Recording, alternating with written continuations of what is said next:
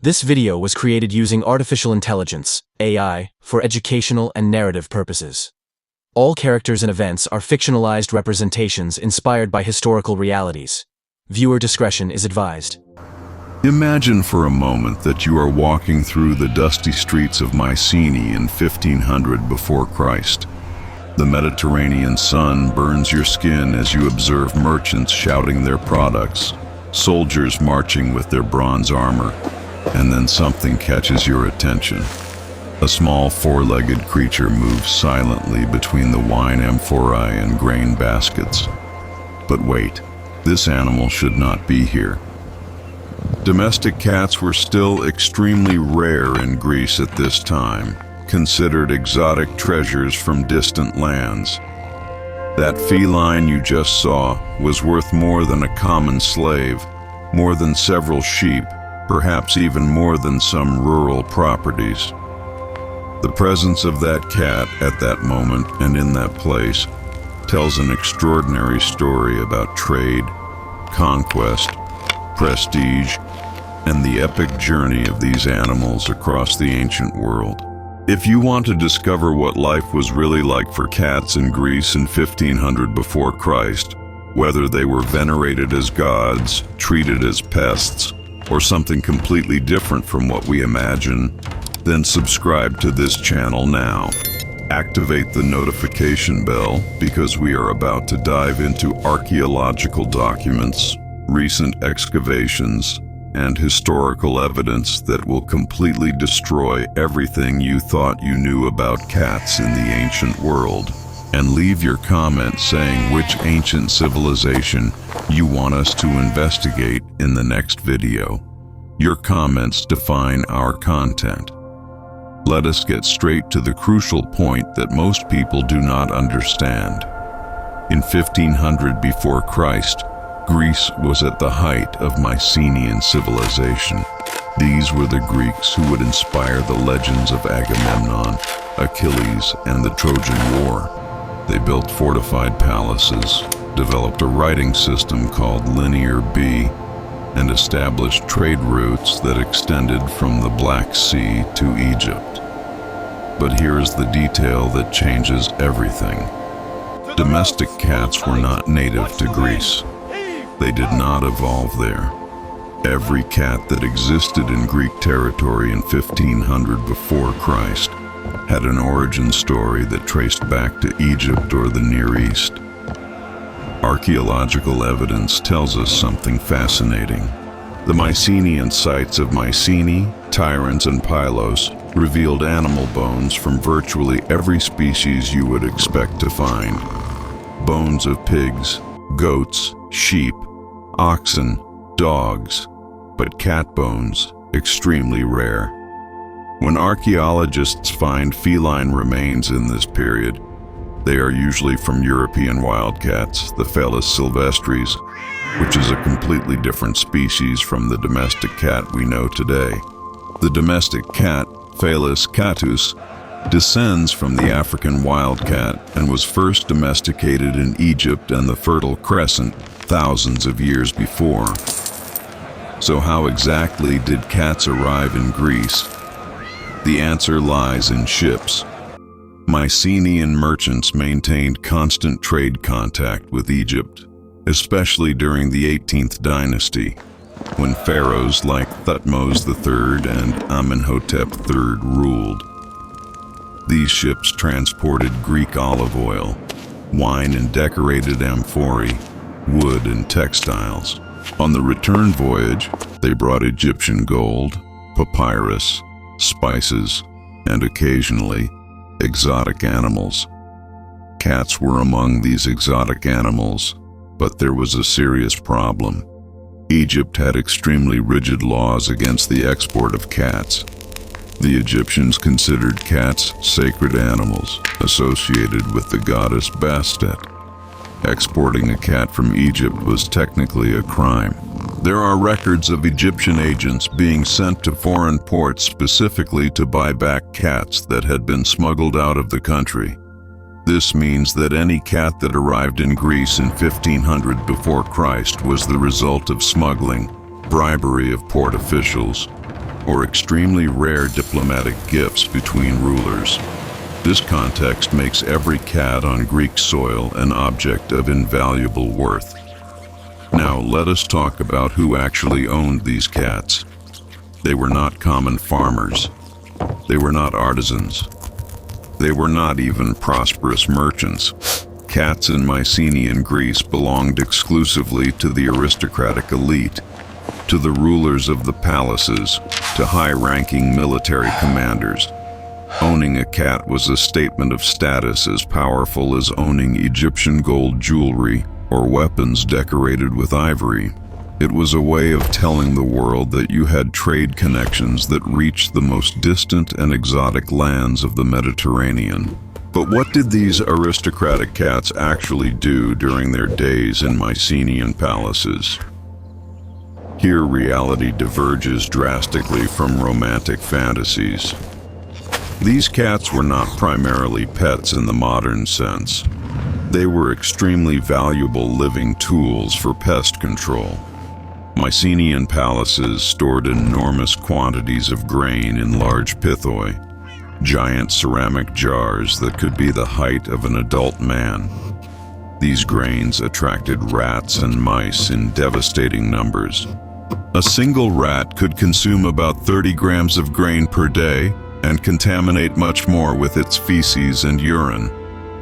Multiplying this by hundreds or thousands of rodents, you understand why palace administrators were desperate for solutions. Cats represented the cutting-edge technology of pest control in the Bronze Age. A single cat could hunt and kill between 5 and 10 rodents per day. Unlike primitive traps or poisons that could also harm humans, cats were safe, autonomous, and highly efficient. But here is the crucial detail.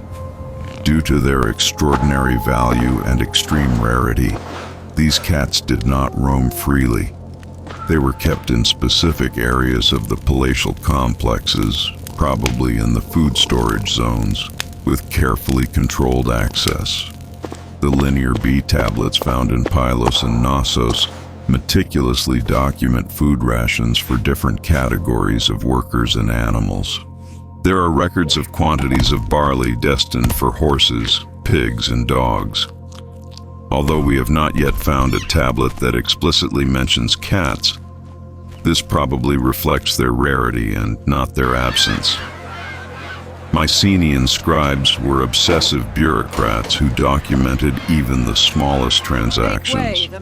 If cats existed in significant numbers, it is likely that there was some form of record that we have not yet identified or that simply did not survive. Let us now consider the actual physical conditions these cats faced. The Greek climate of the Mycenaean period was similar to the current Mediterranean climate, with hot, dry summers and moderately cold, wet winters. For domesticated cats originating from Egypt, where temperatures rarely drop drastically, the Greek winter would have been a challenge. Mycenaean palaces offered protection from the elements, but did not have central heating or any modern concept of animal comfort. During winter, these cats probably huddled near fires in storage rooms, or sought the warmest corners of the palatial complexes. The diet of these cats was fundamentally different from modern feline feeding. There was no commercial feed, obviously. There were no cans of wet food. Mycenaean cats subsisted primarily on their own hunts. Rats, mice, small birds, lizards, and occasionally large insects formed the basis of their nutrition. Supplementarily, it is possible that they received leftover fish from markets or meat scraps from palatial kitchens. Fish was abundant in Greek waters, and the Mycenaeans regularly consumed tuna, sardines, and other Mediterranean fish.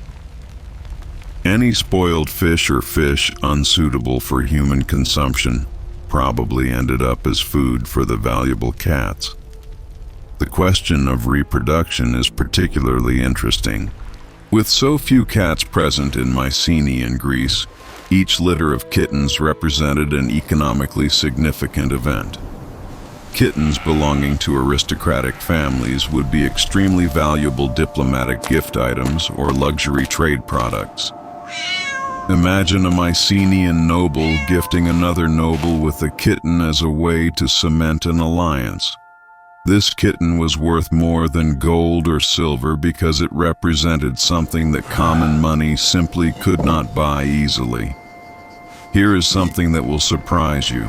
There is absolutely no evidence that the Mycenaean Greeks worshipped cats or considered them sacred in the same way that the Egyptians did. Mycenaean religion was dominated by gods who would later become known as Zeus, Hera, Poseidon, Athena, and Dionysus. The Linear B tablets mention deities and religious offerings, but no association between cats and the divine. Cats were valued, yes, but as valuable property and useful tools, not as divine manifestations. Now we need to address the collapse that changed everything. Around 1200 before Christ, approximately 300 years after our focal point of 1500 before Christ, Mycenaean civilization entered catastrophic collapse. The great palaces were destroyed, trade networks disintegrated, and Greece entered the Dark Ages. This collapse had direct consequences for the feline population. Without the trade networks that brought cats from Egypt, without the wealthy aristocracy that could maintain these expensive animals, the presence of domestic cats in Greece essentially disappeared for centuries.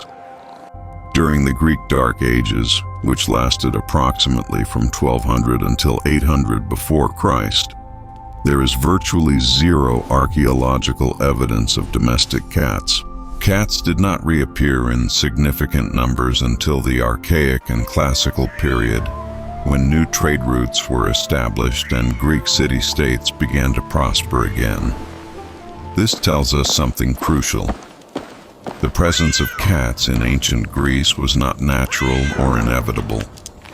It was totally dependent on sophisticated economic and political structures. Compare this with Egypt of the same period.